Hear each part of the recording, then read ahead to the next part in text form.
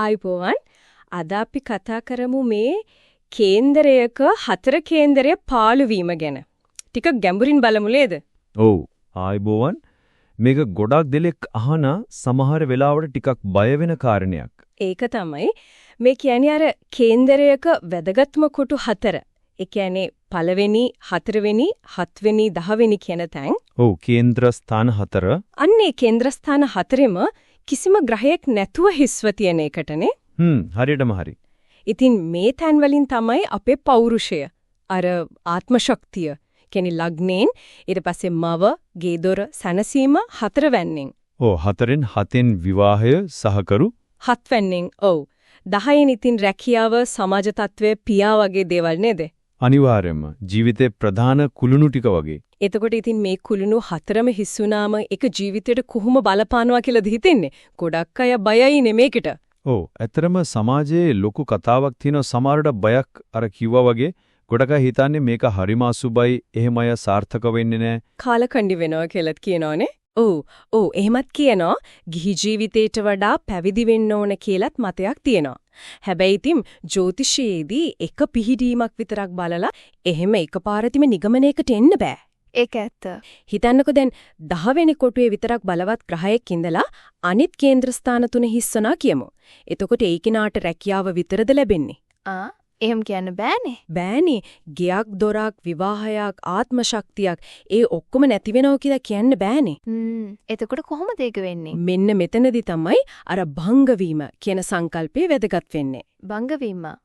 භංග වෙනවා කියන්නේ අර එක අසුබ පිහිටීමක් තිබුණත් කේන්දරයේ තියෙන වෙනත් ශක්තිමත් සුබ ග්‍රහ පිහිටීම් නිසා අර අසුබ තත්වයේ බලය නැති වෙලා යන එක නැත්නම් උදාසීන වෙන එක. හරි. ඒ කියන්නේ දෝෂ කැපිලා යනවා වගේ. ඒ වගේ දෙයක්. ඉතින් මේ හතර කේන්ද්‍රයේ පාළු වීම දෝෂය භංග වෙන ක්‍රම කීපයක්ම තියෙනවා. මොනවද ක්‍රම? එකක් තමයි දැන් ලග්න කේන්දරයේ කේන්ද්‍රස්ථාන හතර හිස්සුණත් අපි බදනවා චන්ද්‍ර කේන්ද්‍රය.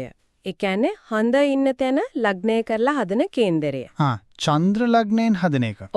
ඒ චන්ද්‍ර කේන්දරයේ කේන්ද්‍රස්ථානවල කියන්නේ හඳ ඉන්න තැනින් 1 4 7 10 කොටුවල ග්‍රහයෝ ඉන්නවනෝ අර ලග්න කේන්ද්‍රයේ දෝෂය භංග වෙනවා. ඒ කියන්නේ ලග්න කේන්ද්‍රයේ හිස්සුනාට චන්ද්‍ර කේන්ද්‍රය හරි ගියොත් ප්‍රශ්නයක් නෑ. ගොඩක් දුරට නෑ. මොකද චන්ද්‍රයා කියන්නේ අපේ මනස, හැඟීම්. ඉතින් චන්ද්‍ර කේන්දරේනොත් ජීවිතයේ ශක්තිය ගැන ලොකු දෙයක් කියවෙනවා. ඒක වැදගත් කාරණයක්. තව මොනවද භංග වෙන ක්‍රම? තව බලවත් භංග වීමක් තමයි ලග්නයෙන් පස්වැන්නයි නවවැන්නයි බලවත් වෙන එක. මේ ත්‍රිකෝණ ස්ථාන දෙක. පූර්ව පුණ්‍ය ස්ථානයයි භාග්‍ය ස්ථානයයි. හරියටම හරි. මේ ස්ථාන දෙකේ අධිපති ග්‍රහයෝ මේ ස්ථාන දෙකෙන් එකක හරි දෙකේම හරි බලවත්ව ඉන්නවනම් හතර කේන්ද්‍රේ පාළු වීමේ දෝෂය නැති වෙනවා. ඒ කොහොමද? නේද? ඒ වගේම තමයි. තව කාරණයක් අර හිස් වුණා කියන කේන්ද්‍රස්ථාන හතරට අයිති ග්‍රහයෝ. ඒ කියන්නේ ඒ භාව අධිපතියෝ. ඒ ග්‍රහයෝ කේන්ද්‍රයේ වෙනත් හොඳ ශක්තිමත් සුබ ස්ථානවල ඉන්නවනම් ඒක දෝෂය භංග කරනවා. ඒ කියන්නේ අර ස්ථානවලට අදාළ ශක්තිය වෙන විදිහකින් ලැබෙනවා. ඒ වගේම කේන්ද්‍රස්ථාන හිස් වුණත් කේන්දරේ වෙනත් තැන්වල ග්‍රහයෝ එකට එකතු වෙලා සංයෝග වෙලා එව නැත්නම් එකිනෙකාට කෙලින්ම පේන විදිහට සමසප්තම දෘෂ්ටියෙන් ඉඳලා බලවත් යෝග හදනවා නම් ඒ අයත් දියුණු වෙනවා. යෝග ඒ කිව්වේ? උදාහරණයක් විදිහට සිංහාසන යෝග, ප්‍රබල ධන යෝග, නැත්නම් අර ධර්ම කර්මාධිපති යෝග වගේ රාජයෝග. රාජයෝගයක් එහෙම හැදුනොත්? එහෙම රාජයෝගයක් තියෙනවා නම් හතර කේන්ද්‍රයේ හිස්වීම ලොකුවට බලපාන්නේ නැහැ. හිතන්නකෝ කන්‍යා ලග්න කෙනෙක්. හතර කේන්ද්‍රය පාළුයි. ඒත්‍යාගේ 9 වැන්න අධිපති සිකුරුයි. 10 වැන්න අධිපති බුදෙයි එකට එකතු වෙලා හොඳ තැනක ඉන්නවනම් ඒක බලවත් ධර්ම කර්මාධිපති රාජයෝගයක්. එතකොට ඒ අය ඉහළටම යනවා. අනිවාර්යෙන්ම. අධ්‍යාපනයෙන් රැකියාවෙන් ගොඩක් සාර්ථක වෙනවා. එතකොට ඉතින් ඔබතුමා කියපු කරුණ අනුව බැලුවම මේ හතර කේන්ද්‍රේ පාළුයි කියන අය අතරෙත් හිටියේ කිනේද? ගොඩක් ඉහළ තැන් වලට ගිය අය. ඉන්නවා. ඕනතරම්. ප්‍රසිද්ධ ව්‍යාපාරිකයෝ, දේශපාලඥයෝ, විද්වතුන් හොඳට ඉගෙනගෙන සාර්ථක පෞල් ජීවිත ගත කරපු අය. ඔව්. ඉතිලාසයේ වුණත් උදාහරණ හොයාගන්න පුරුවන්. ඒ වගේම තමයි මේකට සම්බන්ධ තව සංවේදී කාරණයක් තියෙනවා. ඒ මොකක්ද? සමහර දෙමව්පියෝ මේ හතර කේන්ද්‍රේ පාළුයි කියන එක විතරක් අල්ලගෙන පොඩි ළමයිව මහාන් කරන්න හදනවා. බලෙන් වගේ. ඒක නම් වැරදි නේද?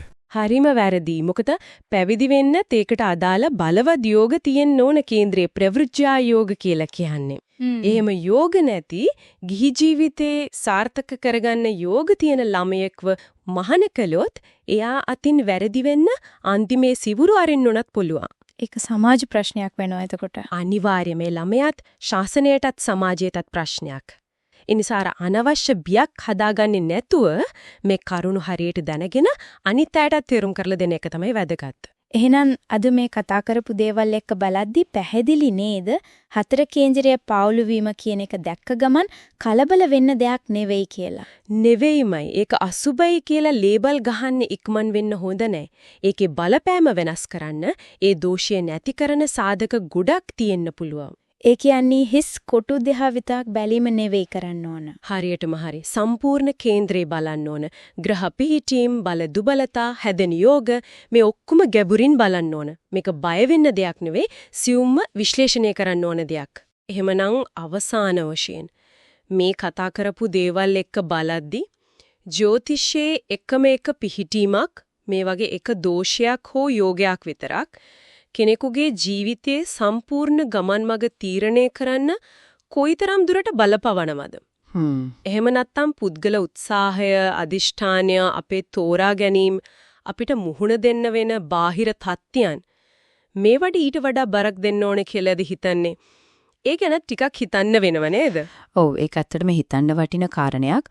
ජ්‍යොතිෂය මඟ පෙන්වීමක් මිසක් නියතියක්ම නෙවෙයි කියන එකත් මතක තියාගන්න ඕන. උත්සාහයටත් ලොකු ඉඩක් තියෙනවා.